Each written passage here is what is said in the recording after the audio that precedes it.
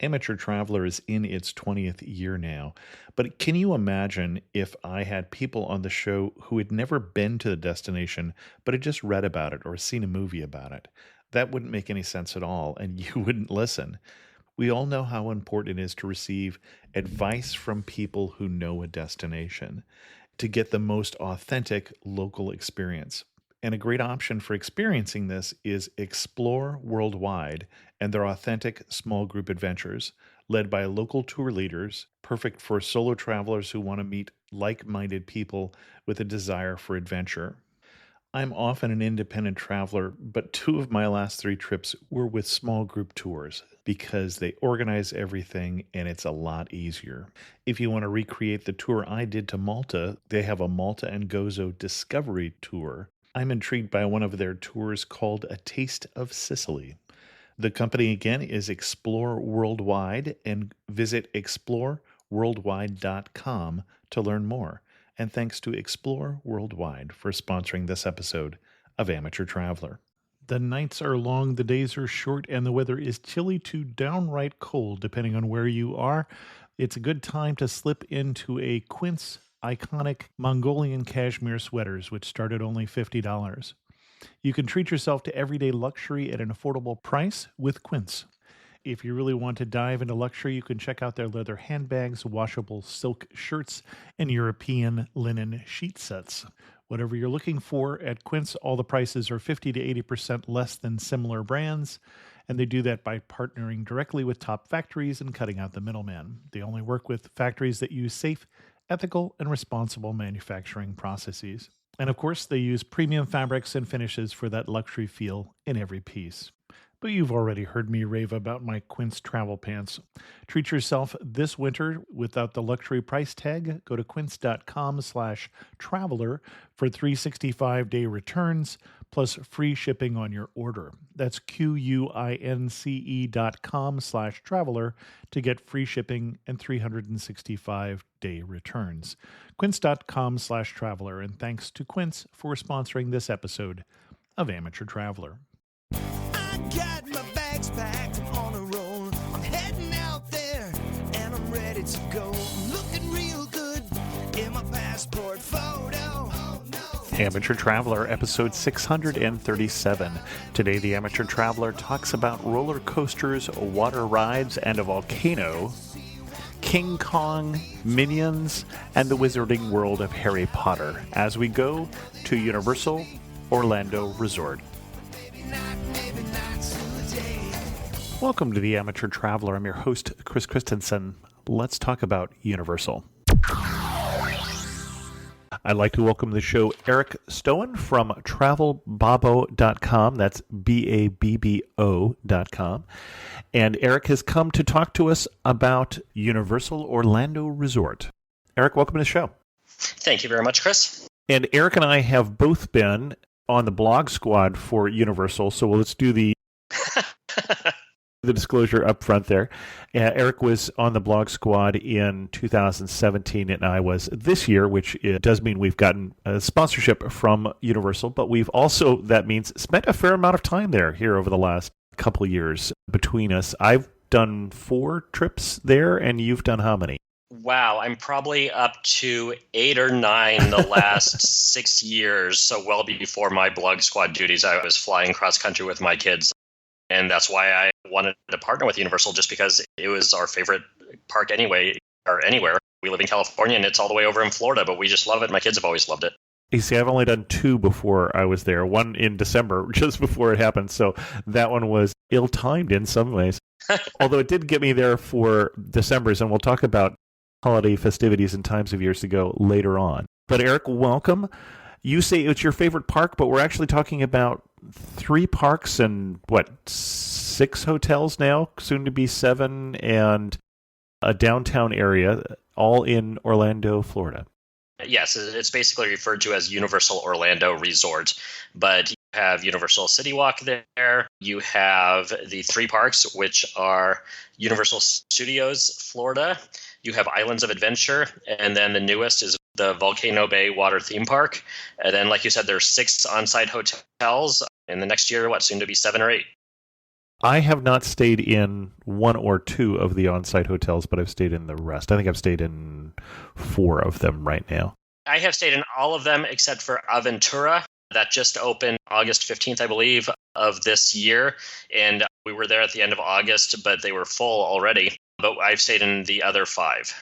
Well, and as you bring a parent's perspective to this, your kids are how old? Right now they are 8, 11, and 12. Excellent. You're going to Universal. What should you do first? First, I'd plan dates around when it is smart to go. For me, it's always been, it's the same thing with Disney. Go off season and midweek. Try to stay away from June, July, August, and President's Day weekend, etc. If you have flexibility in your school schedule, if you have slightly different vacations than others, you're going to have a better experience if you can visit when not everybody else in the world is visiting. We, I think 4 years in a row now, have visited at the very end of August, and it's worked out perfectly because Florida schools are all back in session. Oh, at that point. Okay. We are not yet in session until after Labor Day. And so really it has not gotten crowded, even though it's still technically August, still technically summer. Excellent. And well, I've done visits last year in early December, so before the middle of the month, because I don't have kids in school. And that actually was a great time to go because the park attendance is still very low because people haven't gotten out for the break yet. And yet the park is decorated for the holiday. Did another trip in January, the Harry Potter weekend, and actually the park wasn't all that busy. Considering that it was a great event that was going on, it didn't seem like the park was overly crowded. It wasn't as bad as it is in the summertime then. And that was actually, if you're a big fan of Harry Potter, that was a great time to go, just to walk around and see the people wearing these elaborate costumes they've worked on for 2 years and to hear some of the talks and see the people doing chalk art for Harry Potter and showing off the new games and stuff. That actually was a pretty cool time to go. But the disadvantage with both those times is it's a little cooler in terms of doing the water park or in doing some of the water rides. Yep, and I've been there in January, and yes, it was quite cold, and so that's a good point. So I would say basically just like anywhere else, shoulder seasons are optimal. You have April and May, other than maybe spring break, depending on when your spring break falls in March or April. September, October are just perfect weather-wise, crowd-wise. I have found when I've been there in mid to late May that you get a lot of Orlando school groups, end-of-year kind of trips going on. Oh, interesting. Not a big deal. Like you said, the parks still aren't super crowded or anything. What I found is, and we can get to this later, but you have your single rider lines, and those go a lot slower when you have all the school groups because there aren't that many spots to jump in on because all the students are just kind of maxing out every one of the rides. And I had to wait forever at one point. So that's the funny thing about May, I found. Otherwise, look at the weather schedule. But yeah, March, April, May, and September, October, November, you're probably going to get good weather and you're not going to get the crowds. Yeah, when I spent a couple days there in May of this year, but I think it was probably earlier in the month. Didn't see the school groups. Had an amazing day at Volcano Bay. That was the first time I went to that park, and great weather for it at that point. Okay, so we've picked our time. This is going to sound like an ad, but there really are advantages in staying on site. And I think before you decide not to, you really should look at the price, because there are some benefits like early admission. If you do have to go sometime when it's busy, that early admission is going to be a savior in terms of making it so you can get into the park before it opens up for everybody else. I was at Volcano Bay in August when it was really, really crowded, and it wasn't when I got there. I got a locker, I rode all the rides I wanted to, and then basically by the time the park got busy, I was hanging out in the lazy river or something like that, and didn't have to try and fight the crowds or get in line for anything. Totally agree with you, and I think at this point, Universal has a wide range of hotels on the price spectrum. Yeah. So one way or another, definitely makes sense to stay on site. Some of the hotels have advantages that others don't, mainly the express passes, so that you can skip the lines and have a much shorter line at virtually all of the rides. I don't think Volcano Bay is doing express passes at this point, but the other two parks, virtually every ride, except I think that Pterodon Flyers, has an express pass line.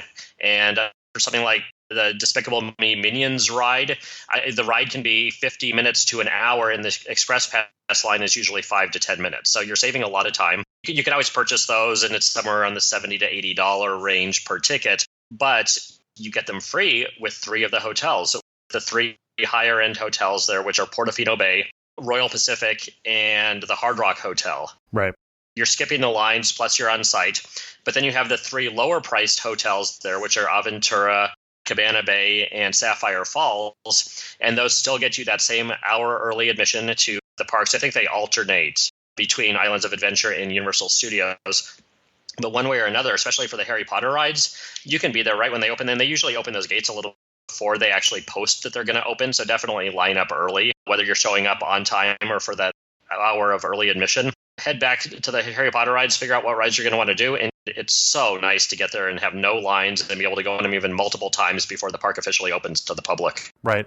Well, and I would suggest that get the Universal app, and a day or two before you go, look at what the line length is at noon, 2 o'clock, 3 o'clock, or something like that, and that'll tell you which rides are going to have the longer lines, and when you do early admission, tackle those first. Absolutely, and this may be something that we were going to cover at a later time, but we love early morning and we love evenings at the park, and we do not like the middle of the day, and so we'll generally go early, max out our morning, go on everything we want, go from park to park on the Hogwarts Express. And then when it starts getting hot, when it starts getting crowded, maybe 11:30 or whatever, we'll go out to the City Walk area for lunch. Then we'll head back to the hotel, maybe hit the pool for a few hours, then go back to the parks at 4 or 5. And usually we're walking against the crowd. Most people are leaving. We're going in. The lines are a lot lower. The temperature is better. It works out really well. And so, yeah, I totally agree with you on seeing what's crowded depending on what your schedule's like and how much time you really want to spend in the parks. But we love taking that 11 a.m. to 4 p.m. off, doing other stuff, and still doing everything that we want in the parks over 2 or 3 days. Well, and I think the trick to that is that if you've got a one-day ticket to the park, then you feel like you need to stay there and get the most out of it. And so if you Agreed. are staying for multiple days, then you can feel like I can go back, or even when our kids were younger, go back and use the pool at the hotel or something like that, because they were fresher. Everybody just had a better experience when we tackled it that way, when you didn't try and push through necessarily. I also found, and we mentioned the Express Pass, I found when I was there with my wife in December, we were going to go 2 days.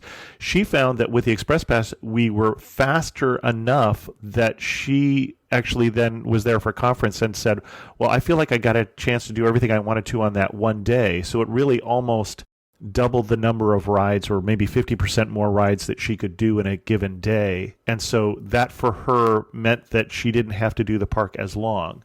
And so the Express Pass, if you get that, you may actually find too that you can make a shorter trip. If you're going to do it for a shorter period of time, that can help you compress that without spending all the time in line. What else do we have in terms of general tips before we get into some of the fun stuff? One other point that I want to make on the hotels is by staying on site, all 6 hotels are walkable to the parks, or you have the water taxis, or you have bus service. So park once at your hotel and you don't really need to be in your car again. One of our favorite things about staying at the Hard Rock Hotel is the closest hotel to the parks. And as you've seen down there, there's a lot of weather. There are a lot of lightning storms that move through. And when there's lightning, those water taxis stop operating. And so I've always liked the Hard Rock, because when those stop operating, you can be back at your hotel in 3 or 4 minutes or whatever, even if it's raining, just grab a quick poncho. And the other hotels, you might have to wait for a bus, or you're going to get a little bit wetter walking back. And I think if I had to pick one perfect hotel, again, depending on price range and everything else, it'd be Hard Rock, because you're getting the express passes. It's the closest one. And the pool is good for kids too. Basically, I would say choose a hotel based on your budget. And like Chris was saying, the value that you see in express passes, if you're going to be there 3 or 4 days, and maybe it's not worth it as much, but if you're only going to be there 1 full day in the parks and you want those express passes, look at the value of the express pass, look at the price of the express pass, factor that into the hotel rates, and maybe one of those higher end hotels works out to be a lot cheaper, and it's a perfect choice because of the perks. When we talked about the different costs of the hotels, the 2 cheapest ones right now are Cabana Bay and the Aventura, but the new one that they're opening up is going to be even lower in price. And so that'll be interesting to see. And I don't remember off the top of my head what the rates are, but it's affordable. It was actually surprising to me when they were talking about what that was going to be, especially off peak. Obviously, all the rates go up when there's more demand. It's it's the way capitalism works. Okay, let's talk about your kids' favorite rides in the park. Favorite rides, I think, are always Harry Potter. It's the Wizarding World of Harry Potter. And just as some background, which I know you know, but there are basically 2 Wizarding World of Harry Potter areas, one at each of the parks, Islands of Adventure and Universal Studios Florida. You have Diagon Alley at Universal Studios, and you have Hogsmeade and Hogwarts Castle over at Islands of Adventure. And they have the Hogwarts Express. The Hogwarts Express train runs between, and in order to do that, you need a 2-park pass. So you need a ticket that has access to both parks on the same day, which definitely increases the prices, but it's worth it. You can see a lot more, especially with express passes. But we love those Harry Potter areas from morning to night. We're not there constantly, but there's so much to do. There are the rides. They're building the new large roller coaster over at Hogsmeade that should be open, I think, in 2019 at some point. But you have Escape from Gringotts. You have Harry Potter and the Forbidden Journey. The Hippogriff Challenge is just a small little kid roller coaster right by Hogwarts Castle. And that's probably my kid's favorite ride at any of the parks. We'll go on that over and over and over again, which for me isn't as much fun. But my older daughter there, she can take my younger kids, and then I can kind of sit out, which is a nice break. Yeah, so we love those. I think beyond Harry Potter and the Hogwarts Express. Let's finish doing a little bit with the Harry Potter. So, because this is the reason why we went, for instance, in December, is we had been before to Universal, but we hadn't been to the Harry Potter. So there are definitely a few people out there like us who haven't done that yet. So you mentioned spending time there, not on the rides. And we need to tell people what you were doing. You weren't just watching people take the rides.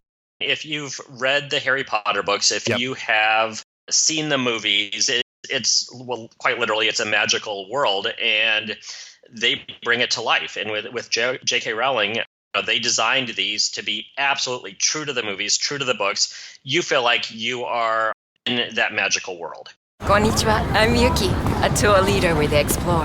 Who knew that hidden among Tokyo's towering skyscrapers was a peaceful tea house surrounded by ancient trees and serene ponds? Actually, I knew.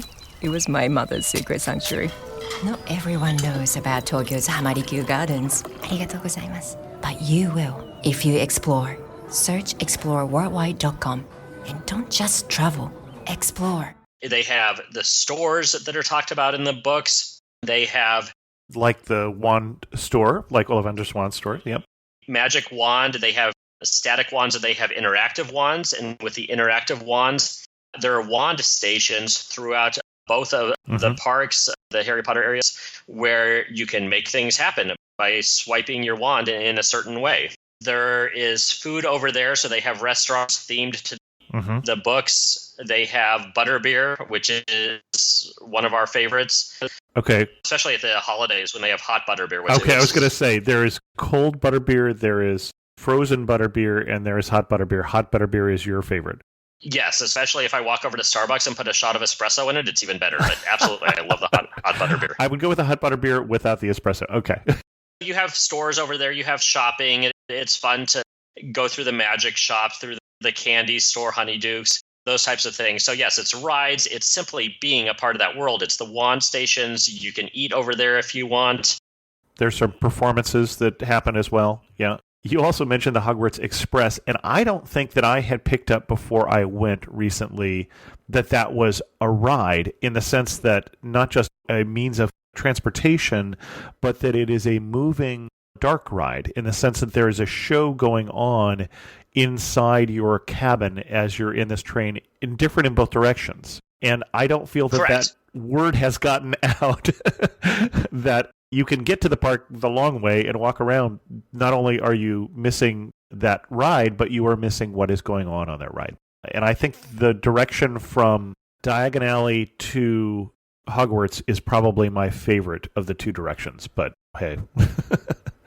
That is a matter of I opinion. would agree simply because, yeah, they stay true to the books. And so you're basically leaving from King's Cross Station and platform 9 3/4, and you are going to Hogwarts for the first time. And so you're in the train compartment. You're seeing what seem to be figures out the door, Hermione and Ron and Harry walking by. Right. You're sensing Dementors. You're seeing Hagrid out the window as he's flying along with the train on his motorcycle towards Hogwarts. And then, like you said, it's different going back. And so the other one is at the end of the school year, you're leaving from Hogwarts, you're going back to London and King's Cross Station. And so it's the reverse journey. It's seeing the friends. It's a happier type thing, but it's simpler. I agree with you that I think I like going to Hogwarts better, just because it kind of really gets you in the frame of mind for that magical world.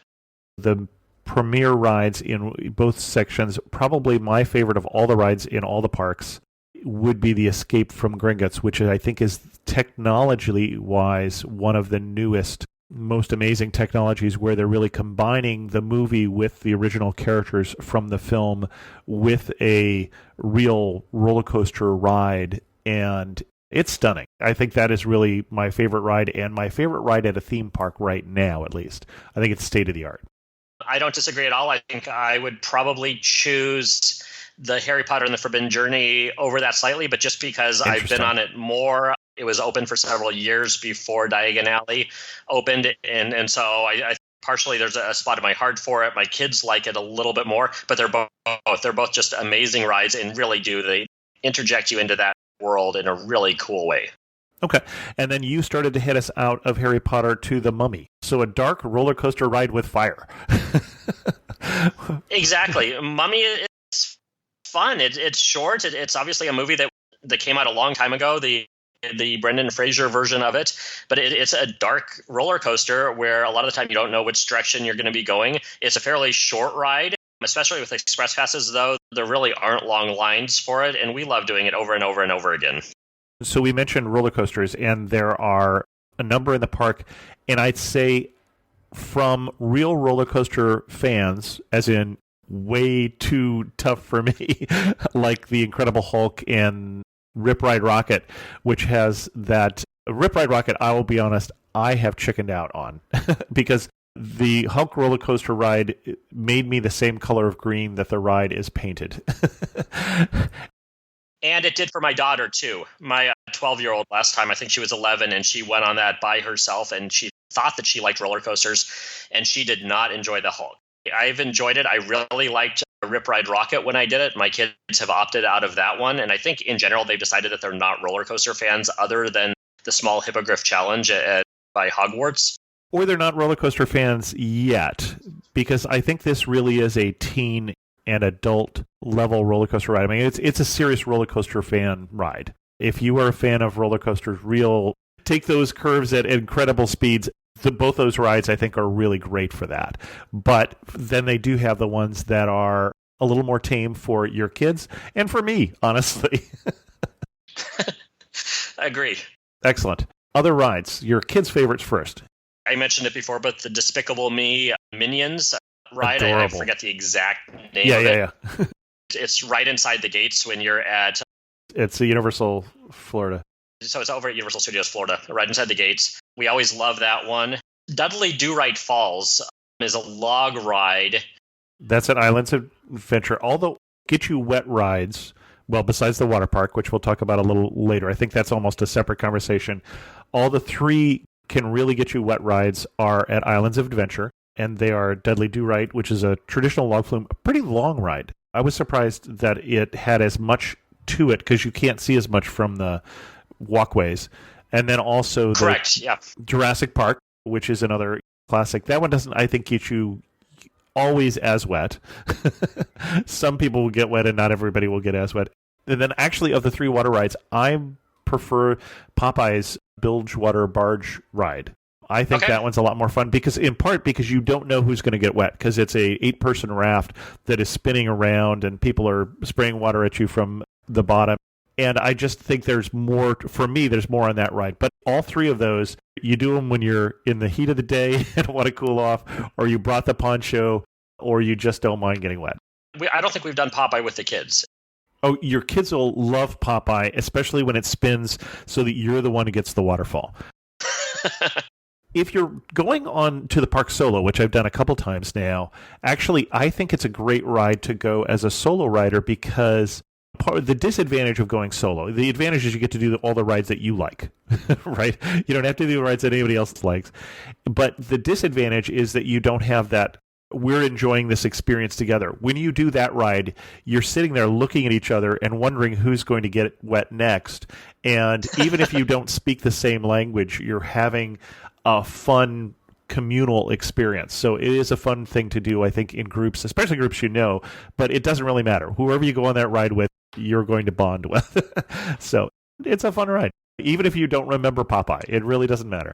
Okay, very cool. Excellent. Any other kid favorite rides? Overall, I was just there again with my 8-year-old daughter, and really she wanted to spend most of her time in Harry Potter or doing the Minions ride. I think we did Dudley Do Right once. Otherwise, no. Not a lot of other favorites. They love the parks. They love being in the parks and everything about it. But I think they definitely gravitate towards Harry Potter. And then back in the original park, Universal Studios Florida, there are 3 different kids' play areas or 3 different kids-themed areas back behind E.T. And what are those? You have Curious George Goes to Town, Barney's Backyard, and then Fievel's Playland. And Curious George is a water play area, so on a hot day, that one can be a lot of fun. There's different themed area with water coming out, squirting all over the place. So that one kids were enjoying on a hot day.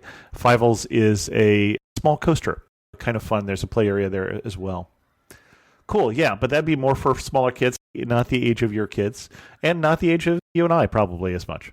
Correct, but in general, I think Universal skews towards an older age group than Disney does. But if you have a mixed group of kids, and you're talking about everyone from 3 or 4 to teenagers, there are those areas where the little kids are going to be happy. Then obviously you have the coasters and everything for the bigger kids. Talking about older, your favorite ride? I like Harry Potter too. I love the premier Harry Potter rides. Again, I like the Mummy. I think you and I were both there for the grand opening of Fast and Furious Supercharged, which was well done. I like almost everything over at Volcano Bay. We haven't talked much about it yet, but there are some really fun, unique rides over there that I haven't really experienced before at water theme parks, and I love them and my kids love them. Well, let's hold off that just a little while later. A couple of rides that I want to mention. You mentioned the Fast and Furious. Fast and Furious, I thought was okay. I think of the rides that are of that style. So that's the style where you're in a bus and there's a show going on around you and you're in the middle of a Fast and Furious movie. I like the King Kong ride better of those. It's very similar, but that one I think is great fun in terms of riding through and dinosaurs are attacking the tram and Kong is saving you and such. Of the two, I think there's a little more range of motion there, a little more interesting plot. So I'd skew to that one if you had a choice between the two. Despicable Me is the most laugh out loud one. I honestly like the Shrek 4D, which that one is a little older. I don't know how much longer that's going to be in the park, but I think that one and the Simpson one are actually fun. I enjoy those a fair amount. And MIB just because I'm competitive, and that is a interactive shooting, competing against the people in your cart sort of thing. That appeals to me in that way.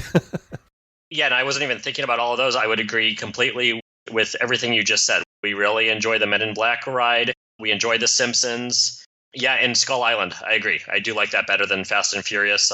It's really well done. Even the queue, even if you're stuck in line and you're not doing the express pass, it's a fun line and it's interactive. And there's some elements there that I hadn't seen before in longer queues. And I think that one just opened up last year. Skull Island, it's been open at least 2 years now. 2 years? Okay. It relatively recently.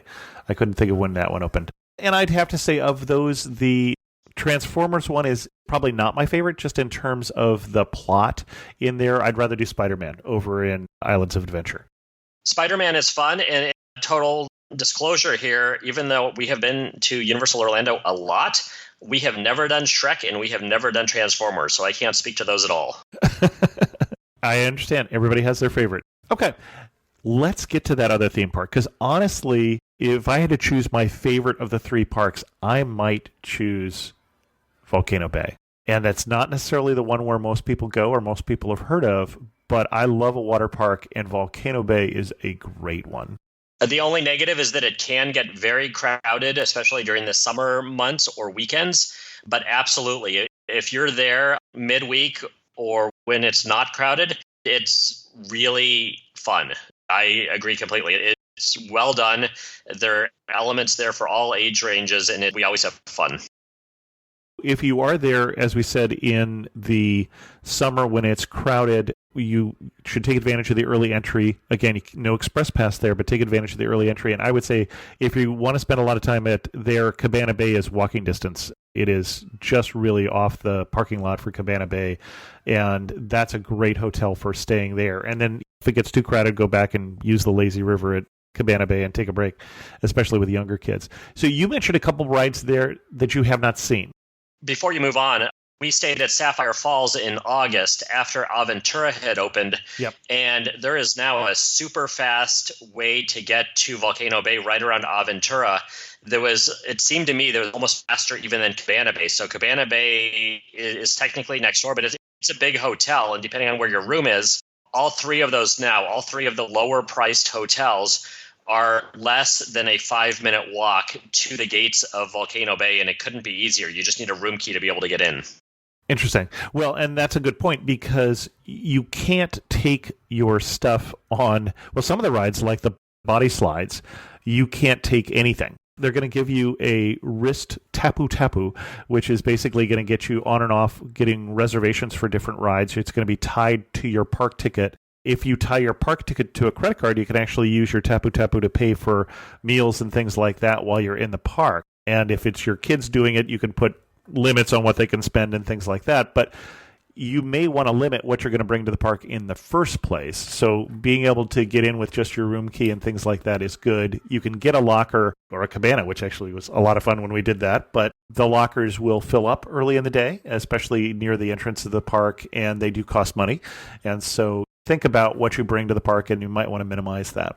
Agree completely. I would think you want to bring towels. I think towels are rentable for $4.99 or so. Yes. A lot of people think that they're going to get a towel there. I would bring a beach bag. Bring a beach bag with sunscreen. Yep. A couple of towels in there. Maybe a book in case you want some downtime in the beachy area there while you're waiting to go on rides while your tapu is counting down. Then you don't need a locker at all. You throw your stuff down on a chair. Yep. You can keep coming back there. I never bring a real camera, rarely. I usually bring my cell phone, and then I bring 2 Ziploc bags for it and put it in 2 Ziploc bags in my swimsuit pocket, which I know girls don't generally have swimsuit pockets, but a lot of guys do in board shorts.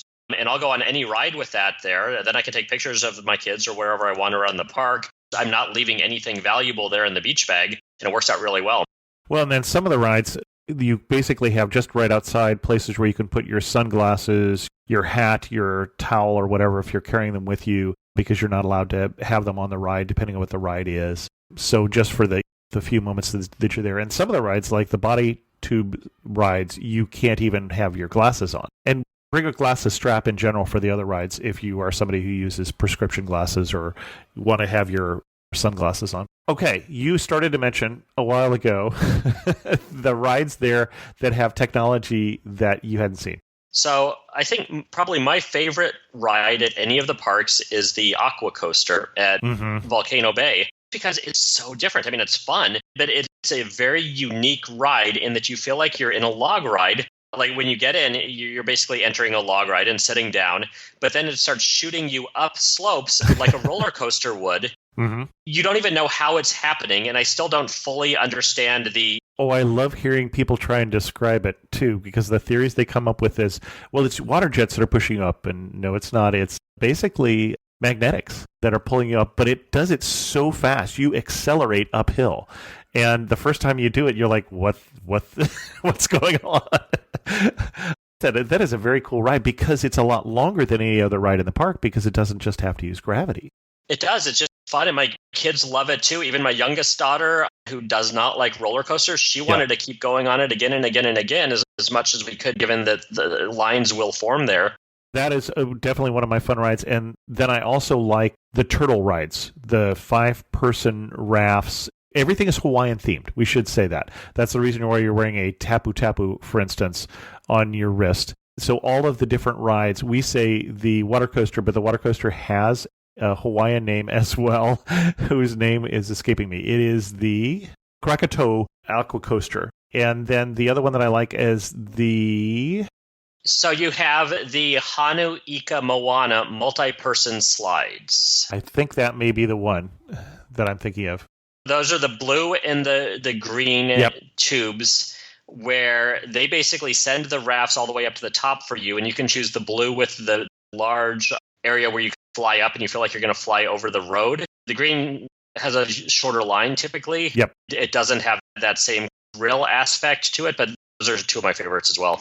Well, and then the other one that surprised me, so there's a lazy river, and those are fun. I wouldn't do this your first day. I'd do this after you've done a day or two, and especially in a hot weather in the park. It's a great relaxing day. You talked about bringing a book. This would be a great break from your theme park schedule because you can spend some time just hanging out or just in the lazy river. But the other river is the one that I like, the Fearless River. Agree. Tiawa, the Fearless River, which has some speed. You don't get in a tube. You just wear your life vest. You just wear a life vest, and this thing shoots you around, and you try and keep your feet pointing down river. That's a lot of fun. I do that a couple times. I'll go around in that one. I was surprised by that one. That one really I hadn't seen before at a water park, but I like it. I love the Fearless River just like you do, and so I told my 8-year-old we should go on it and was skeptical that she would like it. She was game, so we got our life vests and hopped in, and she loved it. And I bet we went around 4 or 5 times before she had any desire to leave.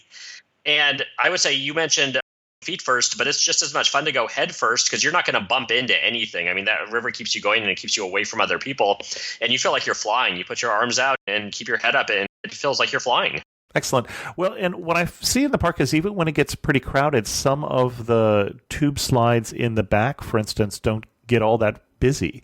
And so I found that even on a busy day that I could keep riding rides, I just needed to figure out which ones were the really busy rides and ride those first in the day, like the turtle ride or like the aqua coaster. Aqua coaster definitely gets a longer line later in the day. You can go to every one of the rides, and they have screens around the park too with the wait times. But a lot of the tapu tapu things where if there is a wait, it'll say, okay, tap now. And then you're basically in the virtual queue for 30 minutes or whatever. Yeah, and it'll vibrate on your arm when it's time to go back over there and go on the ride without much of a wait. But there are a lot of them that, will be ride now. I don't remember if that was the Taniwa tubes or some of those tube rides towards the back that are usually open. And of course, the two rivers, the Lazy River and the Fearless River, are always just kind of first come, first serve. There is no tapu tapu for those. So you can generally always hop in those as long as there's life vest available. You could have downtime during the day. You could sit on the beach. You could just go in the wave pool, which is really fun for kids and adults alike. But there are generally going to be slides available any time of day, except maybe when you're talking about those President's Day weekend or Memorial Day weekend or something where it's probably just slammed. Well, and you talk about the wave pool and the beach, and those are the same thing. Great big beach with a great big wave pool right in front of the volcano, and the volcano itself is just cool. Even if there weren't slides that go from the top for the real daredevils who want to do the body slides down, it really, the scary rides, right? It's just cool to even walk in. You walk in and you see this thing, and it's awesome. They just did such a great job on this particular park. Other tips that you would tell people, you remember bring a towel. That's a really important one. What else? For Volcano Bay, take very little. Honestly, I'm not sure that this is official Volcano Bay policy. I'll walk around sometimes in bare feet, and it can get a little bit hot. They have some spray jets coming out from some of the pathways where it keeps them cool. If you want to walk around in flip-flops, there are shoe stations at all of the rides. Mm-hmm. But I found that it works almost better to put your shoes at the exit of the ride instead of the entrance, so that they're there when you come out and you want them. So it's not quite as clean a process because they have these nice racks set up by the little ticket areas or the tapu tapu areas at the beginning of each ride. But I generally leave my flip-flops over kind of on the curb where the ride is going to end so that I can just grab them again. Well, and I wore water shoes, which I found really worked very well because I was able to keep them on in the rides. I think in all the rides I went on, I was able to keep my water shoes on. So that actually worked out very well as well. And then the food is actually pretty good in Volcano Bay. For theme park food, I think Universal in general, I enjoyed it. But Volcano Bay, I thought, had even some better food in some ways. So it definitely can be a whole day if you plan it that way. Agree. I love the food at Volcano Bay. Jerk mac and cheese, I think, is my favorite. Oh, I don't think I tried that. Oh. Yeah, I would say, but throughout the Universal parks, with the possible exception of the Harry Potter areas where I have always been kind of disappointed in the meals at the Three Broomsticks and the Leaky Cauldron. Oh, I haven't eaten there. Okay. Those are all about the theme, and we still eat there, and it's nice. I don't think the food is quite as interesting or as good as the other theme park restaurants, the City Walk restaurants, or especially Volcano Bay. Well, and we haven't talked about City Walk. So, yeah, City Walk, I think a lot of people are familiar with Universal City Walk, which they pioneered in California, I think, first. Absolutely. And that is a popular place to go to that you don't need an admission to the park to get to. It is inside the security area, so you can go from a park to City Walk to another park or back to City Walk all without going through security again. And so that is useful to know. So it's fairly easy. You still have to go through the tickets to get to there, but that's not that big a deal to get through the ticket kiosk. And definitely, I would buy your tickets ahead of time because you can avoid that line at the park, which can get long. There's just no reason to do that line. That's a waste of time. What else should we tell people? So, yeah, one of my tips would be, I mentioned the lightning earlier, but Florida really does get a lot of storms, a lot of lightning storms in the afternoon. And keep that in mind for Volcano Bay, for any of the parks, that there's a good chance rain is going to move through.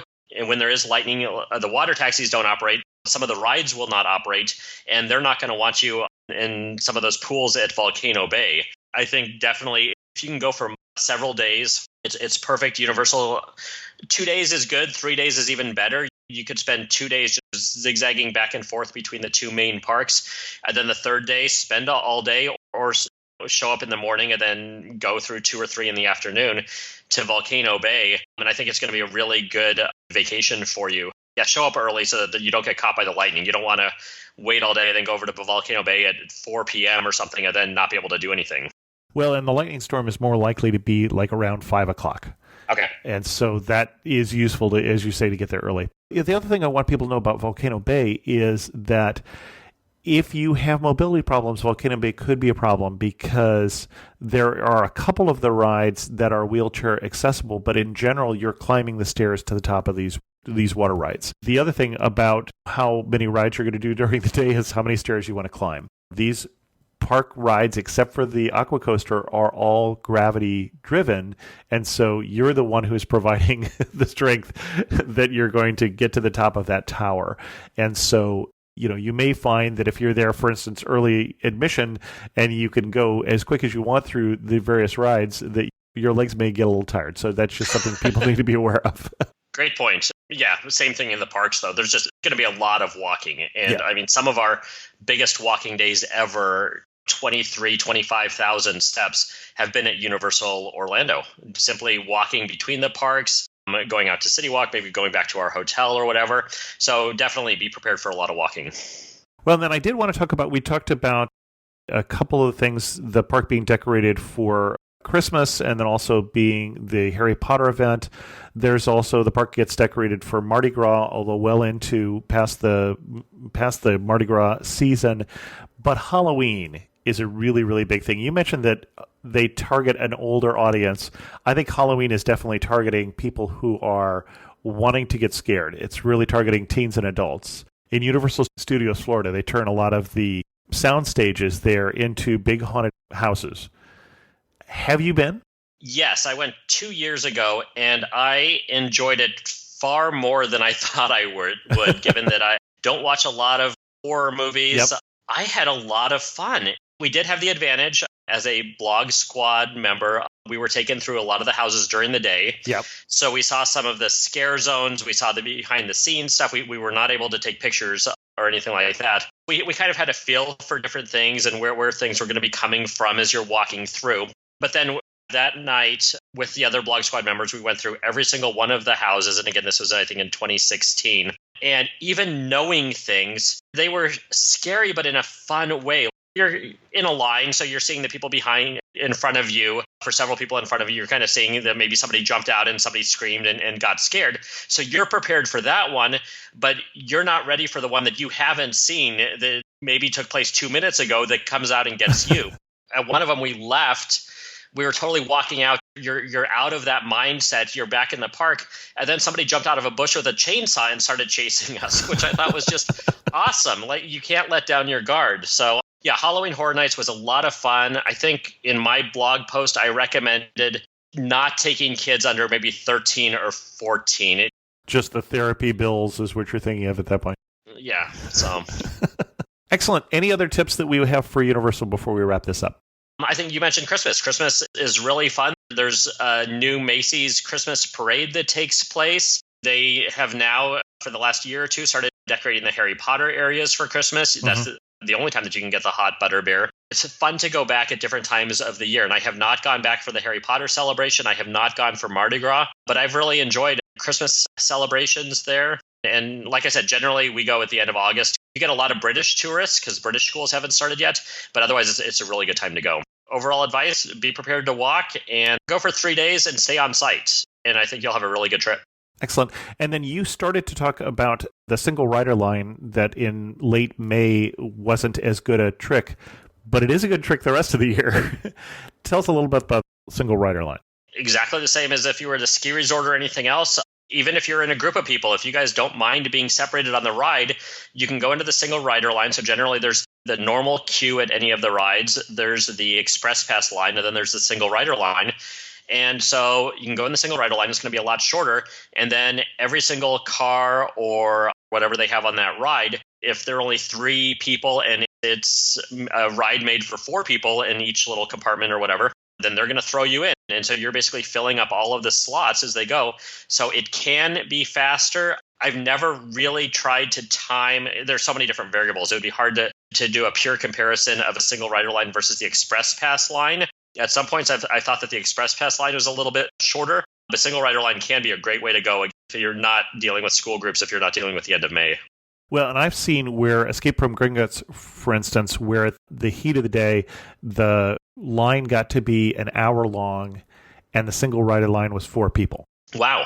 There you go. So, it was just a matter of minutes. And so it was a real time saver. Now, in that case, that line skips the pre-show. So I wouldn't necessarily do it your first time through, but it's nice for rewriting that attraction. And It depends on the attraction. It has to be an attraction that has a place where they're going to seat 3, 4, 5 people, and they're trying to fill that up. Yeah, that's a good point. I think Skull Island is another one where exactly. you miss out on a little bit if you do the express pass or the single rider line because you don't get the full queue experience. Definitely Harry Potter and the Forbidden Journey.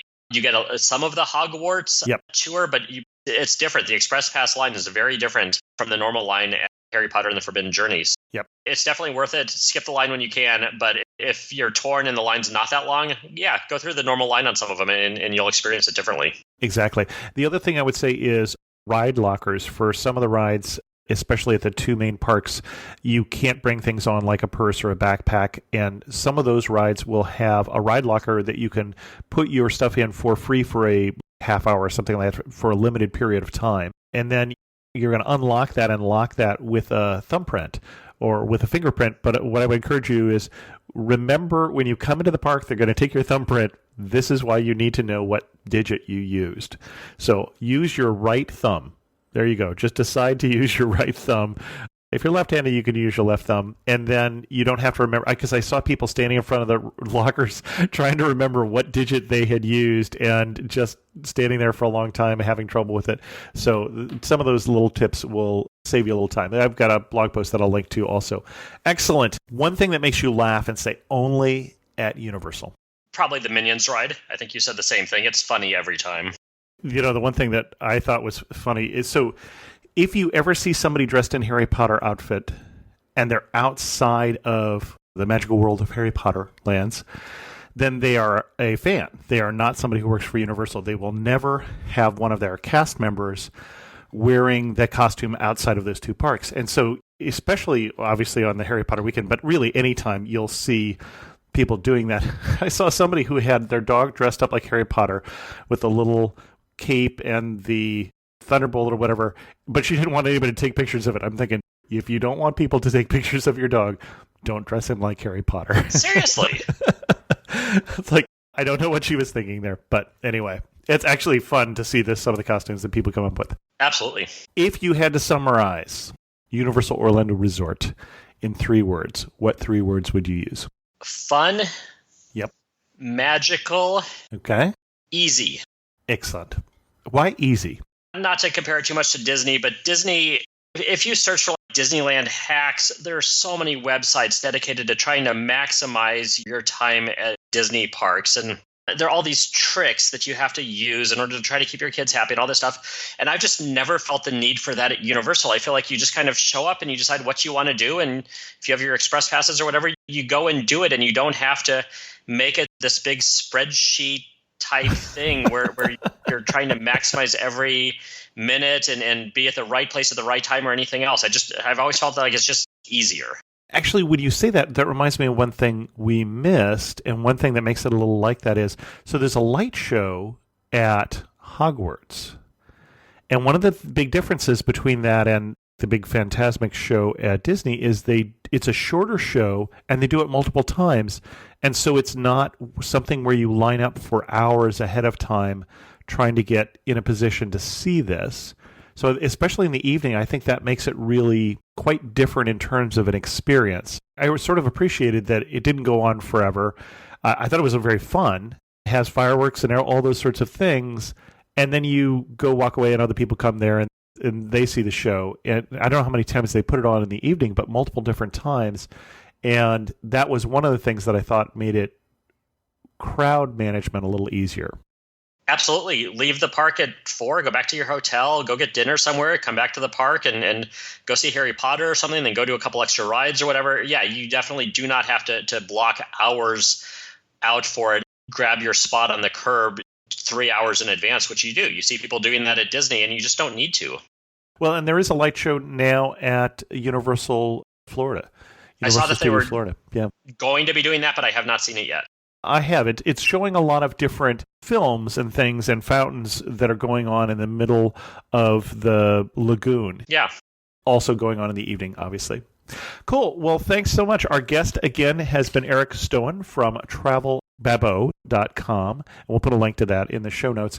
Eric, if we had to send people to your best Universal post, where are we going to send them? Literally, if you go to travelbabo.com or even just babbo.com, babbo.com, search for Universal, and I have one master post on Volcano Bay, and I have one master post on tips for Universal Orlando, where I talk through the different hotels and my advice for the parks. But it's going to be super easy to find if you just search for Universal. Excellent. Well, we'll put links to those in the show notes as well, so the people don't even have to search. Eric, thank you so much for coming on Amateur Traveler and sharing with us your obvious love for Universal. Okay, thanks, Chris. As you're listening to this, I've just returned from Japan and from Botswana on safari. And I'm sure I had a great time, but I'm recording this a month ahead of time, so I can't tell you what happened, but hopefully you're following me on social media, on Twitter, Facebook, Instagram, and the like. You can find those links at amateurtraveler.com, or you're following me on the email list, and you'll hear all about that trip, and it'll make you so want to go to Botswana that you'll sign up for the Amateur Traveler trip in May of 2019 at amateurtraveler.com/Africa 2019.